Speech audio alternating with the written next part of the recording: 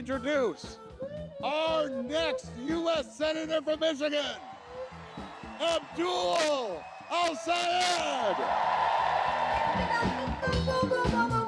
I think he means revolution. Can he win November? I don't think so. He's full of shit. Abdul. At least I don't let mine go in the middle of the Oval Office.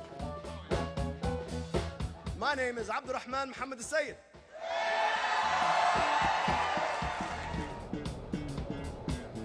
Detroit, Michigan. They know their history here. This is the place that gave the world Motown music.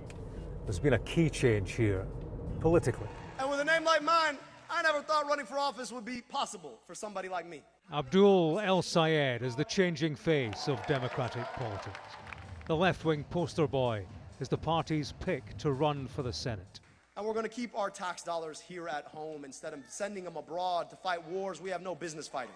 And we're finally going to meet the unmet promise of guaranteeing every single person in this country the health care they need and deserve through Medicare for all. His elevation reflects the Democrats' split. El-Sayed is the progressive outsider against the grain of a party establishment. Go with the birch, that $69 mark. It's going to actually attach to the cabinet. In Michigan, they watched the old guard try and fail to block him. Abdul El-Sayed. Hope, you know. Revolutionary. It's a Democratic Party in civil war. It's about the individual messages. The gentleman spoke of, primarily the health care, things of that nature.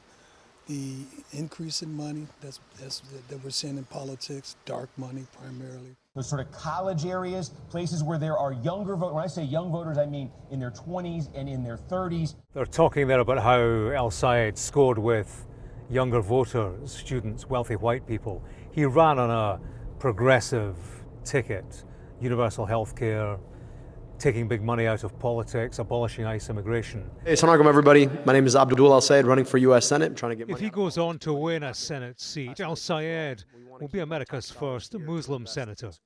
He is the candidate, social media savvy, who played it for clicks. On politics, he played on Israel, criticizing its actions in Gaza. We drove to Dearborn, Michigan, a city with a majority Arab American population. Abdul El-Sayed. Very good. Smart.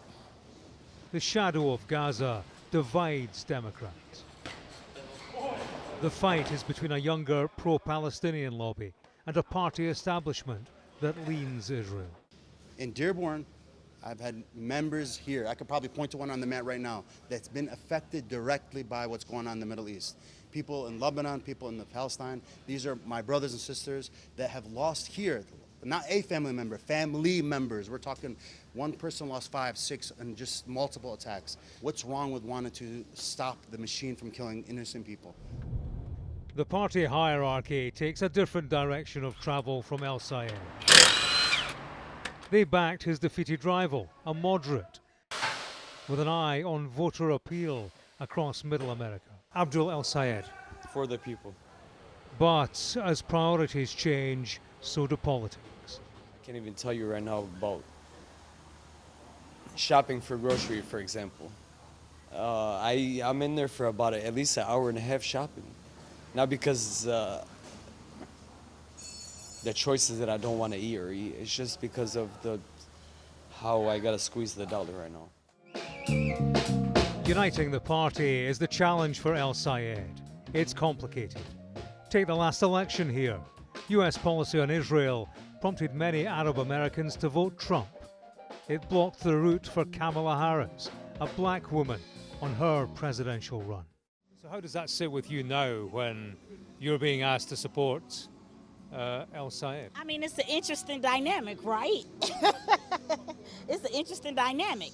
And so it's like, how do you do that? And it goes back to what he says. People have to sit down and have these conversations and work through the issues and get to know one another and understand that you're not just representing one demographic, one racial demographic, but you're representing a group of people. And how are you going to meet everyone's needs? Not socialism, communism. It's communism.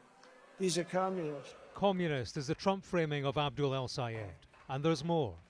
Well, the one thing is we have jihadists being elected all over the place. Abdul, And more still. he's full of shit. Abdul, how are you doing? I'm good. I'm from Sky News in the UK. Nice to meet you. James Matthews. He says, if you pardon the language, you're full of shit. What do you say to that? At least I don't let mine go in the middle of the Oval Office. There's a buzz around El-Sayed. There's no doubt about that. The party has taken a left turn. The Democrats' challenge is in deciding what party it wants to be. It is a party's identity crisis, and it puts electability on the line. James Matthews, Sky News, in Detroit, Michigan.